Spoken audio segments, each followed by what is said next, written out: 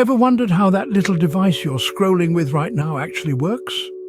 This unassuming contraption known as the computer mouse has a fascinating story. It's a tale that travels through time from the era of punch cards and bulky computers all the way to the sleek wireless devices we use today. In the mid-20th century, computing was a laborious task, requiring intricate knowledge and a lot of patience. Then, in the 1960s, a visionary named Douglas Engelbart had a game-changing idea. He conceived a device that would make computers more interactive, more accessible, and ultimately more user-friendly. This device was the humble computer mouse. Douglas Engelbart and his team at Stanford Research Institute in 1963 introduced the first prototype of the mouse. It was a wooden shell housing two metal wheels, quite a departure from the sleek plastic and metal mice we're accustomed to today. But this rudimentary design was the foundation for the computer mice we use today. Over the years, the mouse has undergone significant transformations. In the 1980s, the rollerball mouse was introduced, replacing Engelbart's original wheel design. The rollerball mouse was a hit, becoming a standard for personal computers for many years. However, technology never stops advancing. By the turn of the century, the rollerball mouse was gradually phased out and replaced by optical and laser mice. These modern mice use light-emitting diodes and photodiodes to detect movement, a far cry from the mechanical wheels and balls of their predecessors. Today, we have a plethora of mice to choose from. Wired, wireless, optical, laser, even mice tailored specifically for gaming or design. Each type has its own unique features, advantages and disadvantages, but they all owe their existence to Douglas Engelbart's original idea. By the end of this video, you'll understand exactly how this everyday device works. Ready to dive in? To understand how a mouse works, we first need to dissect its various parts. Our journey begins with the outer shell of the mouse, a sleek plastic casing that houses all the key components. This casing also provides the home for the all-important buttons, the primary mechanisms through which we interact with our digital worlds. These buttons are essentially switches that send signals to your computer when pressed, translating your physical actions into digital commands. Now let's dive a bit deeper. Nestled between the buttons, you'll find the scroll wheel. This nifty little tool allows for easy navigation through long documents or web pages, adding a layer of convenience to our digital interactions. The wheel rotates a spindle which interrupts an infrared beam, encoding rotation into digital signals. Moving on, we reach the heart of the mouse, the circuit board. This is the command center where all the magic happens. It's here that the signals from the buttons and scroll wheel are processed and sent to your computer. The circuit board houses a miniature computer, complete with processor and memory, which interprets the signals it receives. Beneath the circuit board, we encounter the LED or laser. This component emits a beam of light that is reflected off your desk or mousepad. The reflected light is then captured by the sensor. The sensor, our final stop, is truly the star of the show. It reads the pattern of light reflected back and interprets the mouse's movements. It's a high-speed camera of sorts, snapping thousands of pictures per second to determine the speed and direction of your mouse. All these components work together, each playing a critical role in the seemingly simple task of moving a cursor across a screen. They translate your physical movements into digital information, allowing you to interact with your computer in a seamless, intuitive manner. Now that we know what's inside our mouse, how do all these parts come together to move that cursor on your screen? Think about what happens when you click or scroll. How does your mouse convert these actions into signals your computer understands? Let's dive into the magic behind those little clicks and scrolls. When you press down on a mouse button, you're activating a switch. This switch works like a tiny gatekeeper, waiting patiently under the button to send a signal when you press down. The switch closes a circuit, and the mouse sends an electrical signal to your computer that tells it, "Hey, the left button's been clicked," or "the right button's been clicked."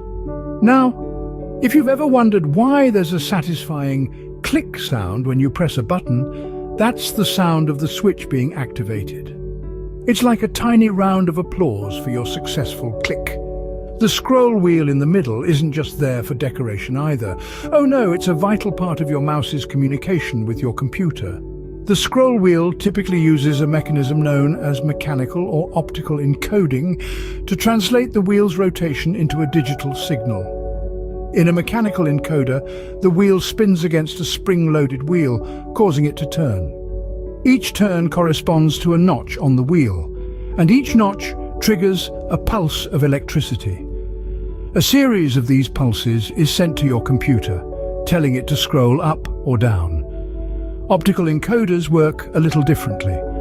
They use light to detect the movement of the wheel. When the wheel spins, it interrupts a light beam, and this interruption is then converted into an electrical signal. Regardless of the type of encoder, the end result is the same. Your computer receives a signal and responds accordingly, whether it's to highlight text, open a link, or scroll down a page. In essence, your mouse is like a translator, taking the language of clicks and scrolls and converting it into a language your computer can understand. Just a simple click or scroll, and your mouse is sending complex signals to your computer. But what about moving the mouse itself? Moving your mouse might seem simple, but there's a lot happening beneath the surface. Just like a photographer capturing a series of images to create a motion picture, your mouse is doing something similar to track its movement. To start, let's talk about optical mice. It's like the mouse has its own little camera, taking up to thousands of pictures per second. This camera is focused on the surface beneath the mouse, capturing the texture and details. These images are then sent to a digital signal processor, or DSP for short, that analyzes them. The DSP compares each image to the one that came before it, identifying any changes in patterns. If it detects a shift in position, it knows the mouse has moved. This information is then sent to the computer, which moves the cursor on your screen accordingly. Now, imagine you're moving the mouse at a fast pace. The DSP needs to keep up with this speed and process the images quickly. This is where the DPI, or dots per inch, comes into play. A higher DPI means the mouse can detect and respond to smaller movements, making it more sensitive and accurate. Laser mice work on a similar principle. Instead of using a light-emitting diode to illuminate the surface, they use an infrared laser. The laser beam is reflected off the surface and back into a sensor in the mouse. The sensor then analyzes the reflected light to determine the mouse's movement. Just like with optical mice, the DPI plays a significant role in a laser mouse's sensitivity. The more dots per inch the mouse can detect, the more precise it is. So, whether it's an optical or laser mouse, the concept is the same. The mouse is constantly taking snapshots, comparing them, and communicating any changes in position to the computer. And all this happens in the blink of an eye, making our interaction with computers smooth and intuitive. So each time you move your mouse, it's like it's taking a rapid series of photos to calculate its position. Fascinating, isn't it? So, we've journeyed through the inner workings of your computer mouse. But let's quickly recap what we've learned. We started off by diving into the magic of the mouse, exploring how this seemingly simple device has revolutionized the way we interact with computers. We discovered that the mouse is not just a tool, but a bridge, a translator, turning our physical movements into digital commands. Moving on, we dissected the anatomy of a mouse. We learned about the key components that make up this device: the left and right click buttons, the scroll wheel, the circuit board, and the optical sensor or ball, depending on the type of mouse. Each component plays a critical role in ensuring the mouse functions as expected, providing us with the control and precision we need when navigating our digital world. Then, we delved into the mechanics of clicks and scrolls. We unraveled the mystery behind the satisfying click sound when you press a mouse button, and how it signals the start of a command. We also uncovered the workings of the scroll wheel, explaining how it allows us to navigate up and down pages with ease.